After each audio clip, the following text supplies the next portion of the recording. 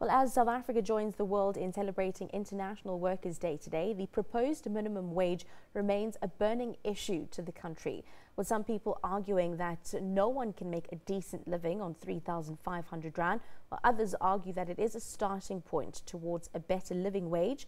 A minimum wage app was developed to assist the calculations on the standard of living using different salary scales with special emphasis on the minimum wage. I'm now joined by social statistician Michael O'Donovan, who's going to tell us a bit more about the app. A very good morning to you, and thank you very much for joining us this morning.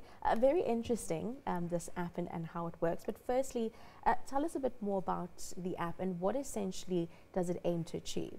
It's a very simple app developed by SABC and Open Up, a non-profit organization.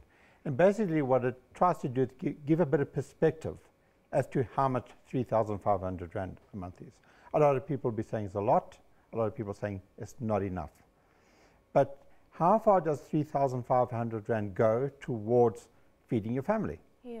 And it's a simple way of people entering the figures and seeing, can they make ends meet? Or what do they have to do to make ends meet? So it really answers a simple question. Can you cover typical household costs and feed all your family members? And if not, how do you start fixing it? Do you have to get more money? Do you have to cut down on household expenses, or so on? Yeah. Okay, so we actually have the app here now. So can you briefly just take us through, how it would work? Okay. Well, the default position is 3,500 rand. Okay. So we assume that the household is got one breadwinner earning the minimum wage. Okay. So what they do then, they enter how many members of the household there are. Okay. So the app then calculates from the available statistics what the typical household costs are. Okay. How much you need to pay for clothing and transport and school and whatever. Okay.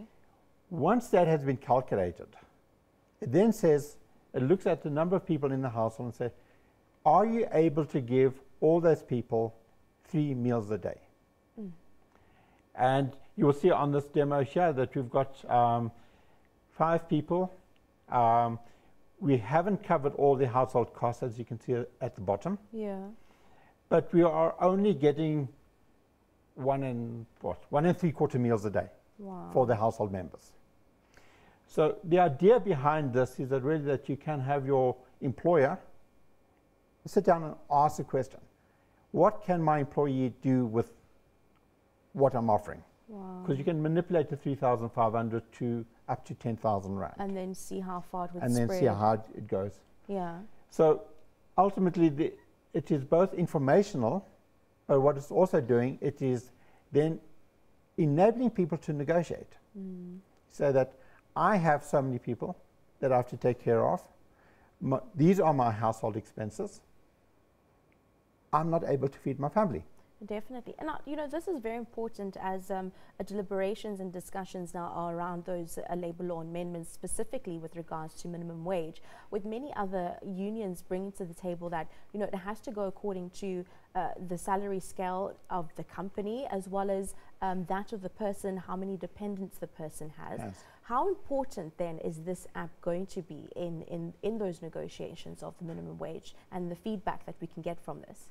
Well, what we're trying to do here is trying to get away from the overly politicized environment, where you have people saying 3,500 is too much or too little, or it should be 8,000 or should be 12,500. So let's bring it down to what do the numbers say? Mm-hmm. Can we cover expenses? Can we afford the transport to get to work? Can we feed our families and thereby sustain the future workforce? So ideally what it is going to do, it's going to shift away from the more emotive language to the practicals of negotiations.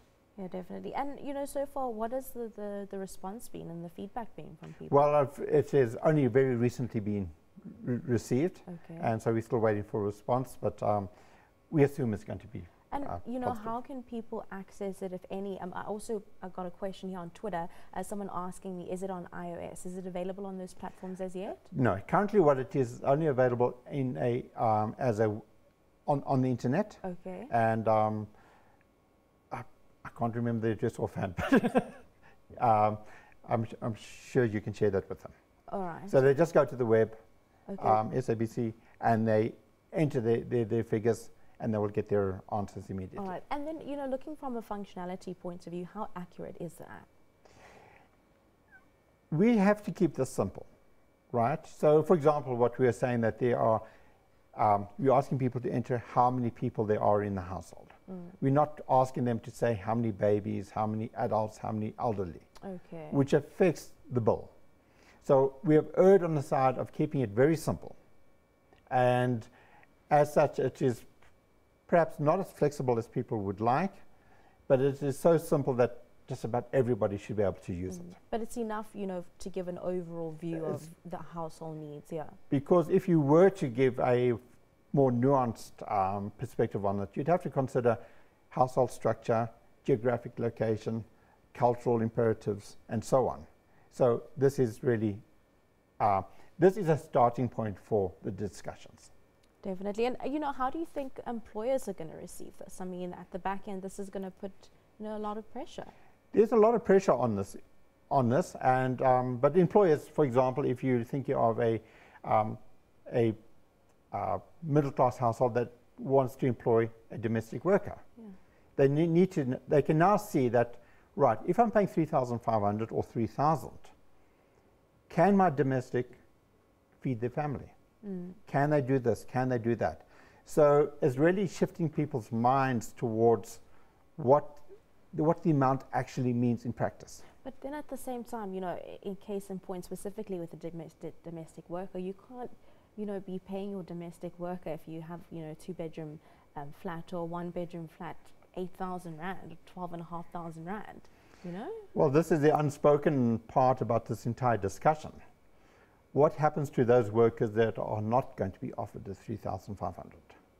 All right. Are we turning around and say you're not going to feed your family? Yeah, well, it's going to be much to be debated. Thank you very much for joining us in studio. Very interesting app that has been developed that will more or less give you the proposed minimum wage that someone would be earning. And in this app, you can put then in the figure that the person would be earning as well as the household, and it would be able to calculate whether or not that is sufficient according to that remuneration coming in. Thank you very much for joining us in studio. Michael O'Donovan telling us a bit more about the app.